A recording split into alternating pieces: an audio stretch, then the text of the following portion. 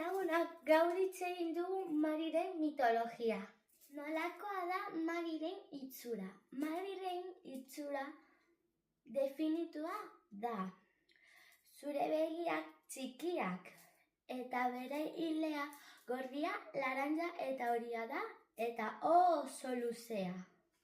Bizi zen Euskal mendietako bizi zen eta garrantzitsuena da Anbotoko aurpegia da.